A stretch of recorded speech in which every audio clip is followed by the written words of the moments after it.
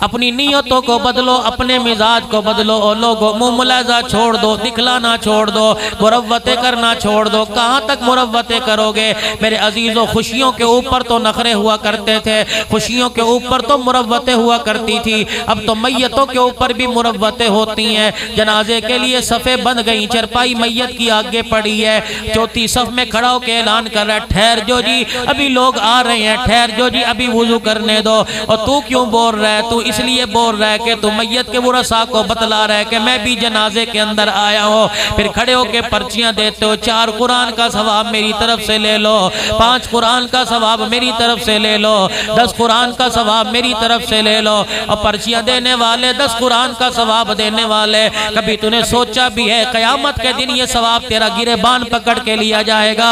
جس نے کبھی قل ہو اللہ نہیں پڑھی قرآن کا ثواب کہاں دے رہا ہے؟ قاری صاحب بیٹھے ہیں، ایمانداری سے تم قاری صاحب سے نہ پوچھو، شاید مروت میں کوئی بات کہہ دیں، میرے سے پوچھو۔ ساری رات تہجد میں پڑھوں، صبح آپ آ جاؤ جی ابا کے لیے بخش دو، میں پاگل ہوں، ساری رات کھڑے ہو کے پڑھوں، صبح ثواب تیرے ابا کو دے دو۔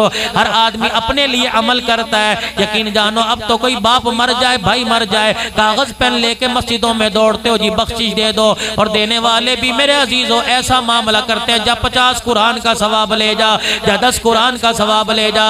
رب کعبہ کی قسم ہے، جمعۃ المبارک کے مجمع میں منبر پر بیٹھ کر ذمہ داری سے بات کہہ رہا ہوں، کسی کے دینے سے اتنا ثواب نہیں ملے گا جتنا باپ کے مرنے کے بعد بیٹے کے قل ہو اللہ پڑھنے پر اللہ ثواب عطا فرما دے گا۔ اتنی دور سے میں عزیزوں تمہارے پاس آیا، آپ کا کوئی دماغ خراب نہیں ہے کہ گاڑی کا مجھے کرایہ بھی دو، میرے لیے کھانا بھی پکاؤ، میرے لیے عالی شان بسترے کا انتظام بھی کرو، پانی کا کولر بھی میرے لیے تم لگا دو، میرے عزیزوں پھر ٹھنڈی ہواؤں کا کولر لگا دو، پانی کا انتظام کرو۔ جی حضوری کری مولوی صاحب کیا کھاؤ گے کیا پیو گے؟ ارے ذرا پیچھے پردے میں جا کے دیکھ، مولوی صاحب کا کمال کوئی نہیں، اللہ کی قرآن، اللہ کی سچی کتاب کا کمال ہے۔ یقین جانو آج قرآن سینے میں نہ ہوتا کوئی مجھے منہ نہ لگاتا، آج قرآن سینے میں نہ ہوتا میرے سے کوئی مصافحہ نہ کرتا، آج قرآن میرے سینے میں نہ ہوتا لوگوں میرا کوئی تعارف نہ ہوتا۔ قاری فتح محمد صاحب اللہ کا احسان ہے، اللہ پاک نے آپ کے سینے کو قرآن کا صندوق بنا دیا۔ یقین جانو لوگ آپ کا نام بھول گئے، قاری صاحب کہہ کے آپ کو پکارتے ہیں، یہ سارا قرآن کا صدقہ ہے۔ آپ بھی قرآن پڑھنے والے بن جاؤ، دنیا کی ڈگریاں دلانے والوں، ایم اے بچوں کو کرانے والوں، بی ایس سی کرانے والوں، بی اے پاس کرانے والوں، کاش اپنے بچے کو قرآن کی ڈگری لے دے، کاش اپنے بچے کو حدیث کی ڈگری لے دے۔ دنیا کے اندر تو لوگ ملوانا کہیں گے، دنیا کے اندر تو لوگ ملوٹا کہیں گے، دنیا کے اندر تو روٹی پاڑنے والی جماعت کہیں گے۔ قیامت کے دن اللہ کی قسم اس قرآن پڑھنے والے کا مقام معلوم ہوگا جب اللہ اس کی جوتیوں کی خاک کو بھی عدل کے اندر، جوتیوں کی خاک کو بھی ترازو کے اندر تول لے گا، پھر پتہ لگے گا قرآن والوں کا کیا مقام ہے۔ آج میرے عزیزوں 1 من گندم دیتے جان نکلتی ہے، آج میرے عزیزوں مدرسوں پر 1000 روپیہ خرچ کرتے جان نکلتی ہے۔ یقین جانو کل قیامت کے دن آواز لگے گی، اللہ فرمائیں گے او بوڑھے اٹھ جا، میرے قرآن کی جب آواز لگی تھی تو نے دینے کے لیے جیب سے 1000 روپے نکالے، تو دینے کے بعد بھول گیا میں نے میدان محشر تک یاد رکھا ہے تیرے 1000 روپے کے اوپر میں نے اندر 1000 روپے پر میں نے پتہ نہیں کتنی مرتبہ رحمت والی نظر فرمائی، اور اس 1000 روپے کے بدلے کیسے میں نے تجھے دنیا سے 10 گنا بڑی جنت عطا فرما دی ہے۔ وَتَعَاوَنُوا عَلَى الْبِرِّ وَالتَّقْوَى وَلَا تَعَاوَنُوا عَلَى الْإِثْمِ وَالْعُدْوَانِ۔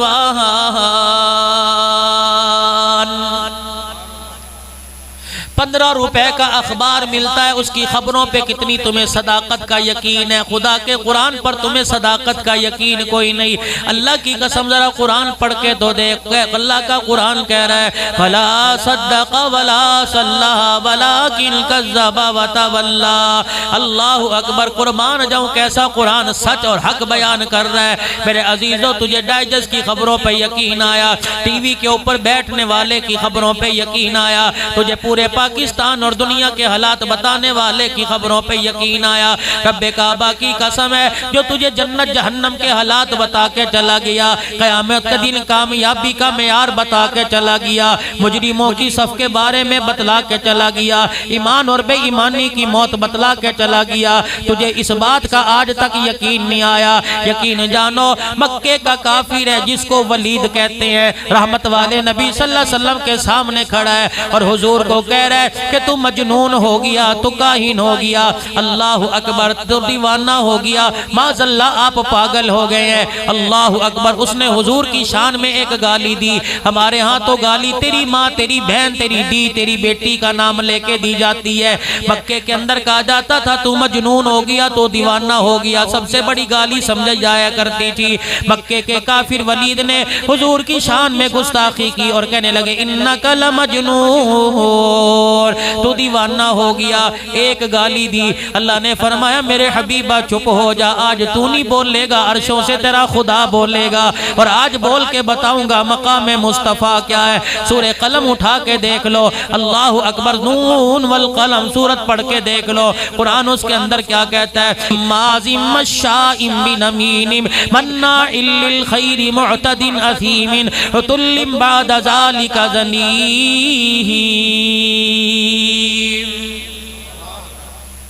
اے نبی کی نبوت پر بھونکنے والے میرے نبی کو کہتے ہیں مجنون، بعد ذالک زنیم، زنیم کہتے ہیں حرام کا، حرام زادے میرے نبی پہ بولا۔